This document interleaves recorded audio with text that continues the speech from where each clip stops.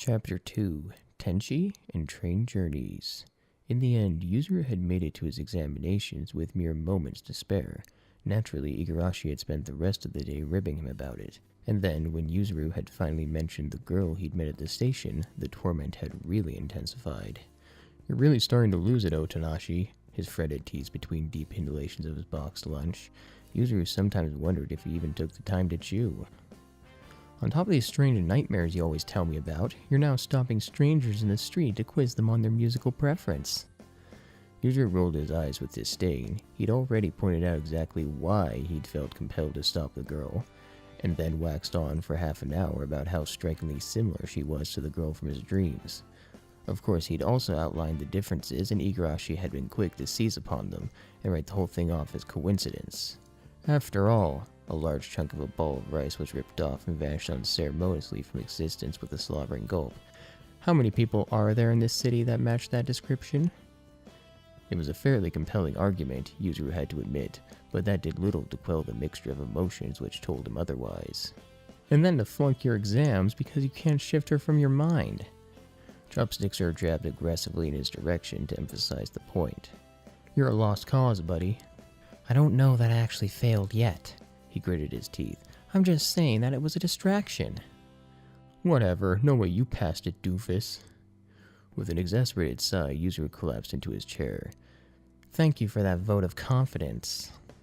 His friend just chuckled, placing his empty lunchbox on the table and fishing out a napkin to wipe his face. "So, ready for the rest of your exams?" Yuzuru shook his head. "As ready as I'll ever be. I'm not back here until Wednesday, so that gives me a free study day tomorrow. But my head's already swimming with so much nonsense, I think I'd be better off taking it easy." "No chance of you overdoing it, huh?" Igarashi teased. Yuzuru protested with a deep frown. "Hey, lay off. We can't all get firsts, you know." Igarashi couldn't stifle the loud scoff that rose within him. "Nope, some of us actually have to work for it." All right. Yuzuru held up both hands in mock surrender, happy to concede at that point. "Geez, you're starting to sound like Hatsune." "Little sister still pushing you around?" Igarashi leaned forwards, propping up his elbows on the table and resting his chin on the back of his hands. "Good to know I'm not the only one urging you to pull your finger out." "Yeah, whatever, man." Yuzuru rolled his eyes, rising to his feet. "I don't have to stay here to be abused. I have places to be." Igarashi watched as his friend shouldered his backpack. Pushing the chair under the table and out of the way, he raised an eyebrow. "Hunting for more dream girls?" Yuzuru winked and offered an overly enthusiastic thumbs up. "You know it." Igarashi chuckled with amusement. "Give Hatsune my regards." "Not a chance." Igarashi returned the earlier thumbs up and wink. Yuzuru just shook his head, turning and walking away, leaving the food court with a grin. He still had an awful lot to think about on the train home. Tuesday came, and Tuesday went, with all the unfortunate tedium that a vacant weekday usually engendered. The weather had been truly abysmal, confining and condemning Yuzuru to indoor activities, and at the moment that essentially meant that all he could do was study some more. A relaxing walk in the park, a trip down to the arcade to blow some loose change, or even just stepping outside for some revitalizing fresh air had been entirely out of the question. Unless he was willing to make a swim for it, but it really didn't seem to be worth the trouble. Wednesday morning, though, had started off with all the unexpected warmth and glory of a midsummer's day. It was incredibly irritating the way the fates seemed to conspire against him like that. All of his free time lately seemed to be brimmed with bad weather, apparently sent especially just to prevent him from enjoying himself. The fact that the days of his exams had both been uncompromisingly bright and sunny was just their way of adding insult to injury. Thankfully, the morning commute was proving far more subdued than it had been at the start of the week. For some reason, there were fewer people around, or maybe just weren't in as much of a rush.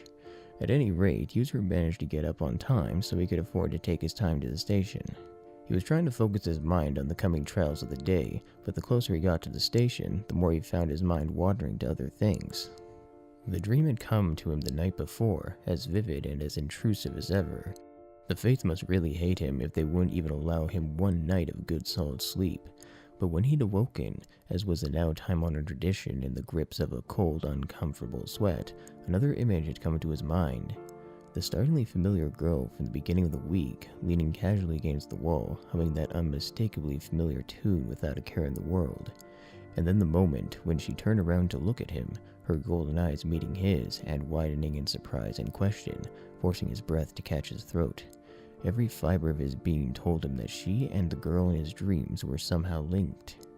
And yet, that one teeny, tiny little voice of rationality buried deep down in the recesses of his mind, which would not stop trying to write it off as coincidence. The closer he got to the railway terminus, the more anxious he began to feel. He knew it was entirely ridiculous, but he couldn't help but hope that she'd be there again. When he rounded that final corner though, there was nobody there. The spot where he'd met her on the Monday was completely empty. With a sigh, Yuzuru continued on his way. Even the train seemed to be unusually quiet compared to the normal clamor of rush hour, and for once Yuzuru didn't have to compete with a dozen other people in order to find a seat. It was by no means deserted, but the little cramped train still had one or two vacant seats when it finally departed the station. Yuzuru had somehow managed to get a table seat. He even managed to monopolize the chair beside him in addition to his own, giving him somewhere to place his back that wouldn't eventually lead to a pair of dead legs or have it vanish beneath the seat. The number of books he managed to cram into the limited space was truly spectacular, each one there so that he could revise and try to cram ever more incomprehensible facts into his already overloaded mind. With a sigh, he pulled on the zip and opened up the bag, withdrawing a heavily creased book strewn from cover to cover, with little protruding page markers. The pages carried with them the distinct scent of highlighter pen.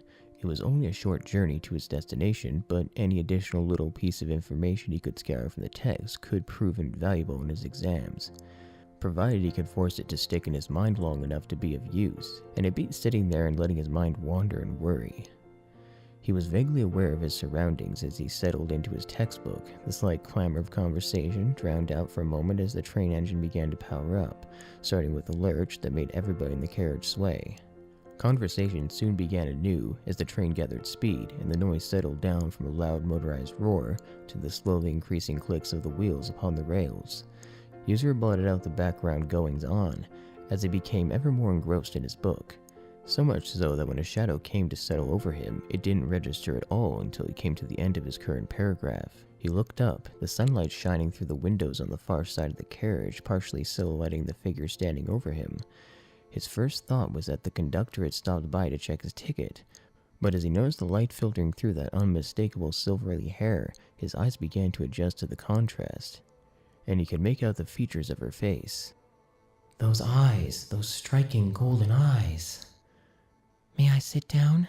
She asked him so quietly at first he thought he'd imagined it, but the gentle blush of shy uncertainty which filled her cheeks told him that it wasn't all in his head. Sure. He gestured to the seat opposite, inviting her to join him. She sat down quietly, slipping the strap of her shoulder and setting her bag on the chair beside her, his eyes watching her closely all the while. When she was settled, she looked back at him. He took a moment to close his book, returning it carefully to his bag. When he was done, she spoke up again. I tried to follow you the other day. She spoke after a few moments thick with uncertain silence. Yuzuru wasn't entirely sure how to respond. It was a very, very strange way to strike up a conversation, so he said the first thing that came into his mind. You did? Yes. She nodded slowly, looking down at her lap, fidgeting her fingers. She was acting surprisingly shy. But the train pulled out of the station before I could get on. Oh. Another momentary pause rushed in to fill the silence. Why were you trying to follow me? She looked uncertain for a moment, but he could see a resolute determination fill her eyes. Reaching over to the chair next to her, she opened her bag and seemed to delve deeply into it. Yuzuru heard the contents shift against one another as she searched, but he couldn't help but wonder exactly how much stuff she kept in there. After less than a minute though, she pulled her hands out. She was holding a small piece of folded paper, tattered and creased, unfolding it with a level of care usually seen in people handling fine glass antiques. She leaned across the table, extending the paper towards him for his inspection. Yuzuru raised an eyebrow, his curiosity piqued, and he leaned forwards to take it from her. He straightened the creases out of it with the same degree of care she demonstrated, noting the elegant handwriting on it and rotating the paper so it was readable. You may be crying, you may be lonely, but that's perfect. That's what human is. The tears you shed say, thank you for giving life to us, beautiful honest and real. Yuzuru could hardly believe what he was reading. This is... Even as he read it over again, he could hear the tune being hummed in his head. The lyrics, the melody, they were a perfect fit, exactly as he remembered them. And then he realized the melody wasn't actually in his head. The girl was softly humming it again. Yuzuru looked up. He watched her closely as the melody danced across her lips. Her gaze directed out the window into space, not clearly looking at anything. She was lost in thought. My song, Yuzuru whispered, inspecting the note one more time in case the words had somehow rearranged themselves. She blinked a couple of times, returning from whatever distant world she'd been in after a moment or two. Her eyes fell upon him again, filled with curious intent. I have questions. About what? He folded the piece of paper back up and placed it on the table between them. She seemed a little uncertain at first, but she eventually managed to put words to her thoughts. How you knew this song? All sorts of thoughts flew through Yuzuru's mind in that moment. The truth, a lie, or a denial. To say he'd heard it in a dream sounded mad, even to his own mind. He couldn't begin to imagine how such a statement would sound to her. But then, it was the truth, the only truth, and no matter how crazy it seemed or how uncertain he was of her reaction, sharing that truth was going to be the only way he'd ever get to the bottom of this. Oh, well, that's kind of funny. But she continued, seemingly distant and at a whisper. And why you seem so familiar. That definitely took Yuzuru aback. You recognize me? She nodded slowly. Yes, you remind me of somebody I saw in a dream. In a dream. Maybe the idea wouldn't seem so crazy to her after all, unless they are both raving lunatics. Can you describe it for me? As she began to speak, familiar visions began to drift up from Yuzuru's memory, taking him back to the vivid reality of that strange recurring dream. I'm standing beside a beautiful waterfall staircase just before sunset, wrapped up tightly in the arms of the boy I love. Kanade.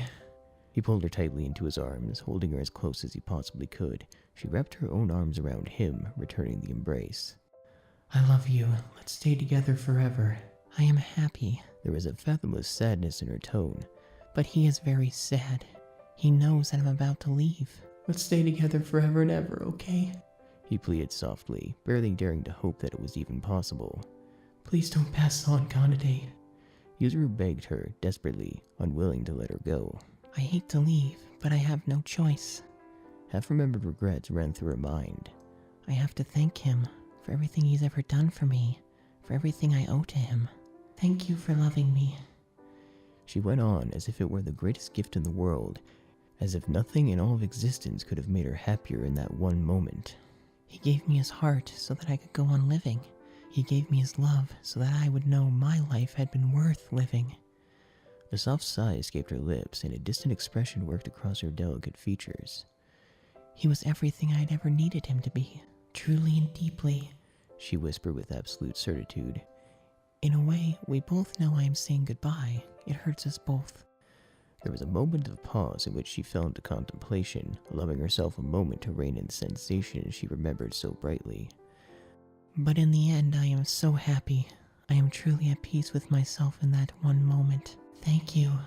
She closed her eyes for the final time, nothing left but the most earnest gratitude of a deepest wish fulfilled. For giving my life to me. And then we part. The finality was palpable, unmistakable. Silence descended upon them both, like a thick emotional blanket. It took Yuzuru a moment to dispel the lingering sensations that the dream always provoked, and it took all of his willpower to suppress his emotions to the point where his mind would function clearly. Looking across at the girl, she had closed her eyes, her breath deep and calming. He couldn't help but notice the dampness around her eyes, and neither could he escape the solitary fear that felt free to trace its way slowly down her cheek. She was feeling it as much as he was. I love you, Kanade. His own sorrow-filled voice lingered at the forefront of his memory.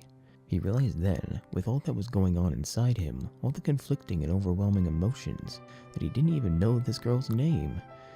She seemed to be fighting against whatever she was feeling, and when she opened her eyes once more, he was sure, if only for the briefest of moments, that he could see the deepest depths of her soul through those glistening golden eyes. He realized then, with all that was going on inside him, all the conflicting and overwhelming emotions, that he didn't even know this girl's name. She still seemed to be fighting against whatever she was feeling, and when she opened her eyes once more, he was sure, if only for the briefest of moments, that he could see the deepest depths of her soul through those glistening golden eyes. Your name. He barely managed to speak, sure that the answer in his heart was the truth, but needing to hear it all the same. What is your name? She looked at him in silence, the longest of moments almost stretching into eternity. But that eternity passed, and a moment of epiphany was left in its wake. He was sure, in a way that he couldn't quite understand, that he knew exactly what she was going to say. Hope began to realize within him. Tachibana Kanade, are you? Kanade. He repeated her name before she'd even finished speaking it. His eyes almost blurred, and his heart began to race in his chest, on the verge of leaving him compromised. Yuzuru. The whole situation seemed incredibly surreal, and he considered the possibility that he was actually dreaming some new, impossible reality. How did you know? He wondered aloud. How did we both know? Kanade placed a hand over her heart, fist clenched lightly as if trying to hold in her emotions. It's just a feeling She was cut off by the loud squeal of the train's brakes fully engaging, pulling them to a stop with an unceremonious jolt. The sound of the doors at either end of the carriage opening was ignored by both of them. They hesitated, neither of them rising at first. Well, I've got to go, Yuzuru reluctantly admitted, reaching to pick up his bag and rising to his feet. She rose too, though he noted silently that she was more than a head shorter than he was. Will I see you again? Kanade pulled the bag of her strap onto her shoulder, stepping out into the main aisle. Yuzuru fell into step behind her as they made their way to the exit. Perhaps. She nodded without turning to face him. There's a lot to think about. When the pair disembarked from the train, she seemed to waver for a moment, looking around at the wider station before them. Yuzuru took the opportunity to step around her, turning so that he could face her directly. I'm going that way. He pointed towards the main entrance on the far side of the concourse. He had a near full day of exams to look forward to. Oh, how that thrilled him. I need to catch another train, Kanade admitted timidly. Yuzuru rubbed the back of his neck nervously. Well, then, I guess I'll see you later? Yes. Kanade nodded with an ever so slight smile. See you. Mirroring the smile, Yuzuru turned and set off towards the exit. He had to force his way through the influx of people entering the station, but just before he reached the doors, he paused and turned, seeing if Kanade was still around. He saw her approaching a train, the same train, he noted with curiosity, and climbed aboard without so much as looking back. He was confused for a moment. The only way that train went after this station was back the way it had come. Did that mean... Wait. He put his words to his thoughts.